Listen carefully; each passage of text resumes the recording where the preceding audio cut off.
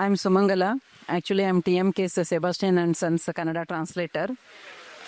Morning also, we actually participated in that. So I have one question on that Sangam poetry only, whatever you are reimagining. When you reimagine Sangam poetry, what do you remain from it? I mean, do you retain that whole context and some of the images and metaphors and then elaborate from there and reimagine? And also, context, why I'm asking about the context is, you said from 5-6 poems, you are reimagining and recreating in a way, right? So that is why I am more interested, how do you retain some parts of it? சங்கம் லிட்ரேச்சருக்கான அந்த theory, அந்த literary theory இருக்குது பாருங்கள், அதுக்கான space கொடுக்குது. 3 அந்த திணை கோட்பாடுன்னு சொல்லுவாங்க. அதில் 3 விஷயங்கள் ஒன்று அதனுடைய தீம் பற்றி பேசுகிறது, அதை உரிப்பொருள்னு சொல்லுவாங்க. அதற்கப்புறம் அதனுடைய பேக்ரவுண்டு பற்றி பேசுகிறது முதற் பொருள், அது ஸ்பேஸ் அண்ட் டைம். அதுக்கப்புறம் அந்த ஸ்பேஸில் இருக்கக்கூடிய பொருட்கள், அதுதான் கருப்பொருள்னு சொல்லுவாங்க. இது எல்லா பாட்டுலேயும் பெரும்பாலும் இருக்கும். சில பாடல்களில் இல்லாமல் இருக்கும். எல்லா பாட்டுலேயுமே அந்த தீம் இருக்கும், அதாவது உரிப்பொருள்னு சொல்கிறது கட்டாயம் இருக்கும். மற்ற ரெண்டும் வராமல் இருக்கலாம். ஆனால் சில பாடல்களில், இப்போ அகநானூறு மாதிரியான பாடலில் கட்டாயம் இருக்கும், 3மே இருக்கும். அது ஏன்னா இப்போ அதனுடைய அந்த அடிகள் அதிகம். அதனால் இப்போ குறுந்தொகையில் அவ்வளோ இருக்காது. ஏன்னா அது 4 வரி 5 வரி 6 வரியில் தான் அந்த பாட்டு இருக்கும். அதனால் அதில் இருக்காது. அப்போ நான் அந்த கருப்பொருள் பேக்ரவுண்டு இதெல்லாம் எடுத்துக்கிறதுக்கு வேறு பாட்டிலிருந்து எடுத்துக்குவேன். அது இப்போ சங்க இலக்கியத்தை பொறுத்த வரைக்கும் இந்த தியரி இருக்கிறதுனாலையும் பாட்டுக்களுடைய அமைப்பு இது மாதிரி இருக்கிறதுனாலையும் அது கொஞ்சம் சுலபம். Yes, I'll briefly walk you through what he said. So, Sangam poems, when they are very short, they have certain constraints. But what all Sangam poems have in common is that they have 3 elements usually of a theme, a common background governing that land, and certain kinds of setting. And so, what he's saying is the theme will always be present, but the setting and the elements of that setting that are germane to that kind of setting might not be there in shorter poems. They are likely to be there in longer poems. And so because they all have a common setting, he is able to borrow elements from the same setting, poems that share that setting with the poem that he is reimagining. So it's possible to borrow because they are all germane to a particular kind of setting. So there are different examples like Kurinji, Mullai, different kinds of lands, and the flower and etc. of that particular Tinai will be easy to borrow, is what he's saying. I just he may say. Yes. ஆமாம், பொருத்தமான images வேறு இதிலிருந்து எடுக்கும்போது இப்போ இது பண்ணும்போது எடுத்துக்கலாம். இப்போ எஸ் ஆமாம், இப்போ குறிஞ்சி அப்படின்னு சொன்னால் குறிஞ்சி திணை அப்படின்னு சொன்னால் குறிஞ்சி திணை பாடல்களில் பெரும்பாலான பாடல்களில் இந்த மாதிரியான இமேஜஸ் இருக்கும். அது அந்த லேண்டுக்கும் இப்போ ரொம்ப ஆப்டாக இருக்கும். அதனால நாம் அதிலிருந்து எடுத்தோம். So he was describing that there are common elements to songs set in a mountain landscape. They have a common theme and so on. So it's easy to borrow because of the existence of that particular kind of literary theory in Sangam songs. Sir, I would like to read all your books in Telugu. I mean, Telugu is my mother tongue. I really love it. So, then I know when will they come in Telugu. தெலுங்குல சில books வந்திருக்கு. மாதுர்பாகன் வந்திருக்கு, பூனாச்சி வந்திருக்கு. மாதுர்பாகன் Volga translate பண்ணாங்க. பூக்குழியும் பூனாச்சியும் Gowri Kirubanandan translate பண்ணாங்க.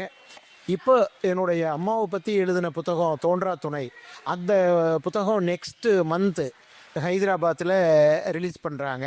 கீதா ராமசாமி அவங்க publish பண்ணுறாங்க. He mentioned that some of those books are already out, and one is coming from Hyderabad Book Press next month, called Tondra Tunai. In English, it's called Amma, and that's coming out next month. அதை அதிகம் பண்ணுறதுக்கு நம்ம வாசிக்கிறவங்களுக்கு ஒரு இன்ட்ரெஸ்ட்டும் தேடலும் இருக்கணும். இருந்துச்சுன்னா நிறைய வழிமுறைகள் இருக்குது.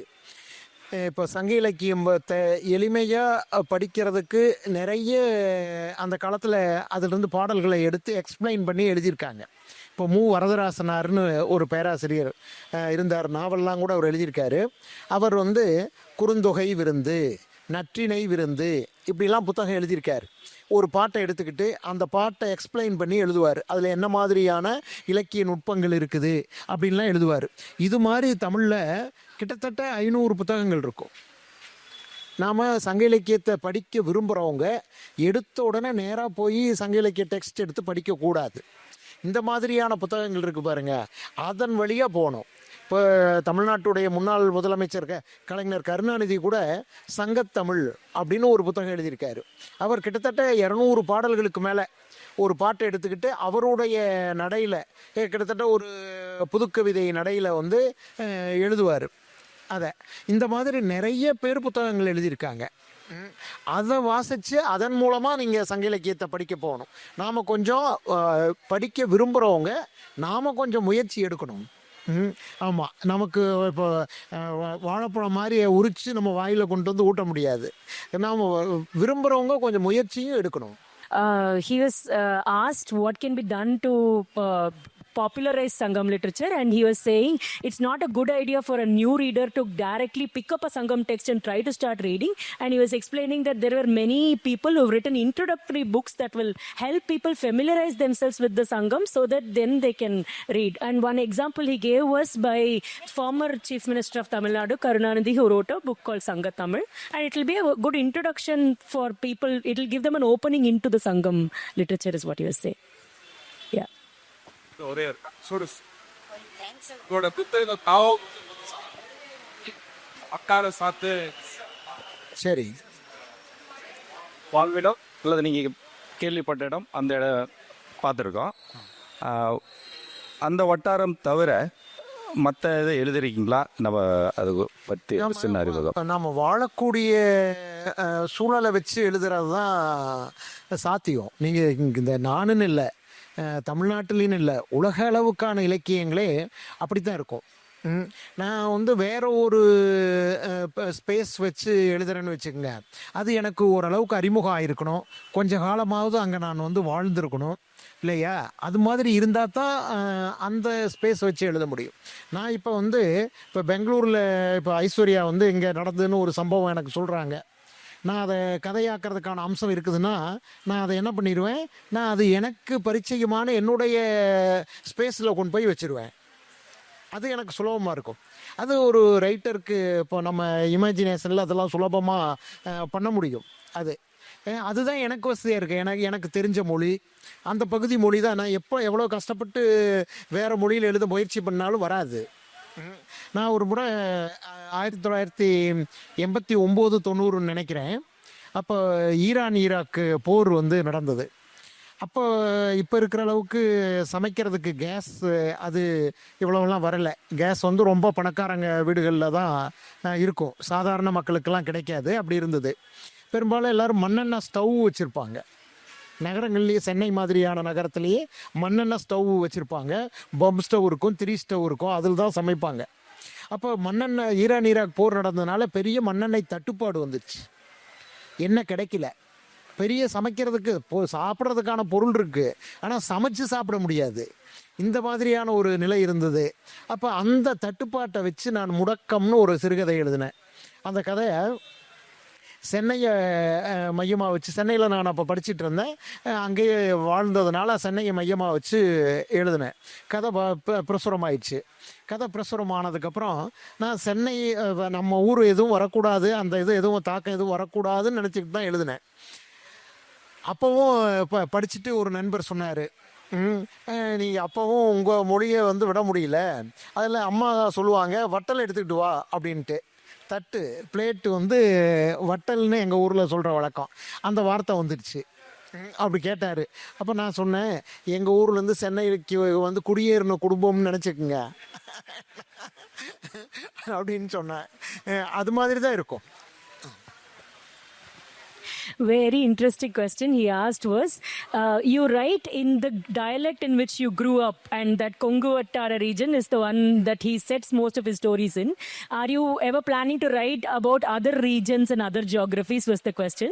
And he said, it is very difficult for any writer to write outside the language they grew up with. And even if I narrate an incident to him that took place in Bangalore, through his imagination, he will transplant it to his region, and that's what he can write authentically about. And he gave this anecdote that during Iran-Iraq war in the 89-90 period, there was a shortage of kerosene because of import restrictions. And so he wrote a story about that, in which there is this family living in Chennai. He was a student in Chennai at that point, so he could write about Chennai.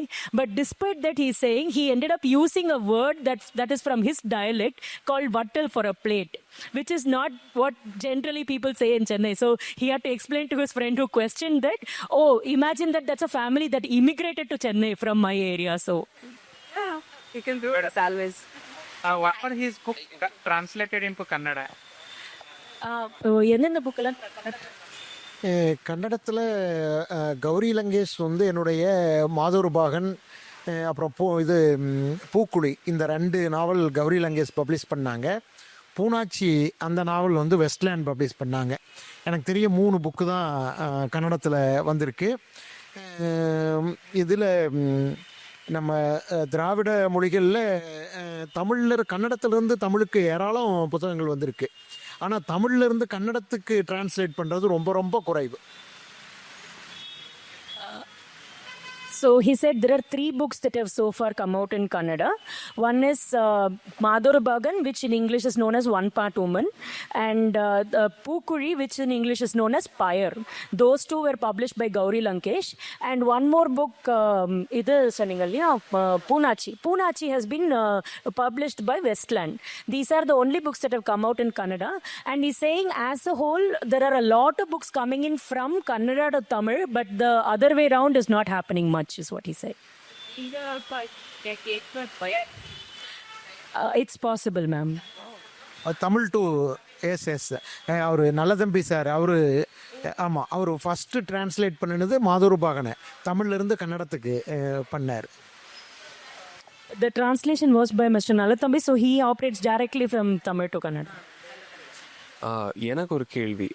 இந்த நிறைய நாவல்ஸில், உங்களோட novels, நான் படித்த நாவல்ஸில் elements of nature, இயற்கையோட நிறைய elements வந்து நீங்கள் place பண்ணியிருப்பீங்க. எப்படின்னா கேரக்டரோட ஒரு ஃப்ரெண்டு மாதிரியோ, இல்லை அந்த கேரக்டரோட மூடை ரிஃப்ளெக்ட் பண்ணுற மாதிரியோ, ப்ரொட்டகனிஸ்டோட மூடை ரிஃப்ளெக்ட் பண்ணுற மாதிரி இருக்கக்கூடிய மரங்களாக இருக்கலாம், இல்லை செடிங்களாக இருக்கலாம். அந்த மாதிரி எனக்கு இந்த கேள்வி என்னென்னா, உங்களுக்கு நீங்கள் அப்சர்வ் பண்ண லைஃப்லேருந்து உங்கள் வட்டாரத்துலேருந்து அந்த பர்டிகுலர் இன்ஃப்ளூயன்ஸ் வந்துருச்சோ, அந்த தாக்கத்தெலாம் அப்படி எடுத்துறீங்களா? இல்லை இன்னைக்கு காத்தால் நீங்கள் இந்த சங்கம் லிட்ரேச்சரோட செஷனில் நீங்கள் எப்படி நேச்சரோட எலிமெண்ட்ஸ், ஸ்பேஸோட எலிமெண்ட்ஸை வச்சு நீங்கள் எப்படி கோர்வே எழுதுறீங்களோ, அந்த நீங்கள் படித்த லிட்ரேச்சர் தாக்கத்தில் வருதா, இல்லை ரெண்டுமே கலந்த உள்ள ஒரு இன்ஃப்ளூயன்ஸ் தான் தெரியல. அதாவது சங்கம் லிட்ரேச்சர் பின்னாடி தான் டீப்பாக படிக்க ஆரம்பித்தேன். பட் நான் எடுத்துக்கக்கூடிய களம் இருக்கு இல்லையா, அந்த வாழ்க்கை, அதில் இயல்பாக மரம் செடி கொடியெல்லாம் வரும். அது இல்லாமல் அந்த வாழ்க்கை இல்லையே. இப்போ மாதுருபாகனில் அவன் இருக்கக்கூடிய அந்த ஸ்பேஸ் வந்து அந்த ஆடு மாடெல்லாம் வச்சிருக்கக்கூடிய தொண்டுப்பட்டிங்கிற அந்த ஸ்பேஸு, அதில் வந்து அங்கே இருக்கக்கூடிய ஆடு மாடுகளுக்கு ரோல் இருக்குது, அங்கே இருக்கக்கூடிய பூவரச மரத்துக்கு ரோல் இருக்குது, இப்போ அங்கே இருக்க பனைமரத்தில் அந்த கறிக்குருவி வந்து கூடு கட்டும். அதெல்லாம் அவங்க வாழ்க்கையோடு இணைஞ்ச ஒரு பகுதி தான். நான் சின்ன வயசுலேருந்து அப்படி வாழ்ந்து வந்து இன்ன வரைக்கும் கிராமத்தோடான இதோடு தான் இருக்கேன். அதனால் நான் எடுத்துக்கக்கூடிய களம் அதுவாக இருக்கிறதுனால அது இயல்பாக வருது. இப்போ நம்ம சூழலியல் ஆய்வாளர்கள் தேடூர் பாஸ்கரன் மாதிரியான அவரெல்லாம் கூட சொல்லுவார், என்னோடதில் டீட்டெயிலாக அந்த செடி கொடி மரம் பேரெல்லாம் கூட வருது அப்படின்னு. அது என்னென்னா எனக்கு தெரிஞ்சது, அதனால் நான் அதை பேர் போட்டு தான் எழுதுகிறேன் நான். ஆமாம், நம்ம தெரியாத இடத்த எழுதினோம்னா அது வர்றதுக்கு வாய்ப்பு இல்லை. எனக்கு அந்த களம் அவ்வளவு நல்ல பரிச்சயங்கிறதுனால, நான் எடுத்துக்கக்கூடிய வாழ்க்கைக்கும் அந்த நேச்சருக்கும் தொடர்பு இருக்குதுங்கிறதுனால, ஏன்னா வேளாண்மை உழவு தொழில் செய்யக்கூடிய வாழ்க்கை தானே, அதில் ரெண்டுக்கும் அவ்வளவு நெருக்கமான தொடர்பு இருக்குது. அதுதான் காரணம். So briefly, the question was about whether the detailed natural descriptions in his work were a result of the influence of Sangam literature on him, or whether it was just the way his life has been lived. And he said he came to Sangam literature also, like, after a little bit of study only, but from childhood he has been in close contact with nature, because he comes from a background of people working in an agrarian kind of a background. And so because of that, there's a very detailed description of flora and fauna of each area in his writing, and that is because that is allied to the kind of way life was lived in those regions in the first place. Thank you so much. சிலதுக்கு பர்சனலான reason கூட உண்டு. இப்போ கூலமாதாரி நாவல் இருக்கு. அந்த நாவல் என்னன்னா, அதில் அந்த நிலத்தையே ஒரு கேரக்டராக கொண்டு வர்றதுக்கு நான் முயற்சி பண்ணேன். காரணம் என்னென்னா, அது நான் ஒரு 12-13 வயசு வரைக்கும் வாழ்ந்த ஒரு நிலம் அது. அதுக்கப்புறம் அது கவர்மெண்ட் ஹவுசிங் போர்டுக்காக எங்ககிட்ட எடுத்துக்கிட்டாங்க. ஆனால் அந்த வயசு வரைக்கும் வாழ்ந்த அந்த நிலம், அதனுடைய வாழ்க்கை என் மனசுக்குள்ளே அது ஒரு பெரிய பாரமாக இருந்துக்கிட்டே இருந்தது. அது மறக்கவே முடியல, அப்படி இருந்தது. அப்போ நான் இந்த நாவல் எழுதும்போது அந்த வயசில் வாழ்ந்த வாழ்க்கை தான் நான் இந்த நாவலில் எழுதினேன். அப்போ வரும்போது அந்த நிலம் என்னை அறியாமல் வந்தது. அதை ஒரு கேரக்டராகவே இப்போ முழுசாக கொண்டு வந்துடணும் அப்படின்னு நான் முயற்சி பண்ணேன். அந்த நாவல் எழுதி முடித்ததுக்கப்புறம் நான் உண்மையில் மிகப்பெரிய ஒரு ரிலீஃபாக உணர்ந்தேன். ஏறுவையில் ஏறுவையில் அந்த ஹவுசிங் போர்டுக்கு எடுத்துக்கிறாங்கல்ல, எடுத்துக்கிட்டதுக்கப்புறம் அந்த குடும்பம் எப்படி இடம்பெயர்துன்னு, அந்த எடுத்துக்கிறதுக்கு முன்னாடி அங்கே அவங்க வாழ்ந்த வாழ்க்கை இருக்குதுல்ல, அதுதான் Koolamadhari. Seasons of the palm. He was explaining, especially in this book, the Kulamadari, which was translated in English as Seasons of the Palm, how the landscape becomes a character, and how much he kind of used that as a metaphor for a particular way of life, which was integral to the character of the boy who's there. And so that is the reason the landscape's given so much importance, because that defines the life over there. Thank you. I am Hema Pattan Shetty. I have no question, but being a Kannada poet, I want to congratulate you and thank you, because you said that Sangam poetry belongs to Dravidian land. It's a very good research material. Even in Kannada, there are many. You must be knowing Shatter. He did research on it. We also say we belong to Sangam Kavya, and Sangam Kavya belongs to us. So I am quite happy to congratulate you and thank you, sir. Thank you very much, Mom.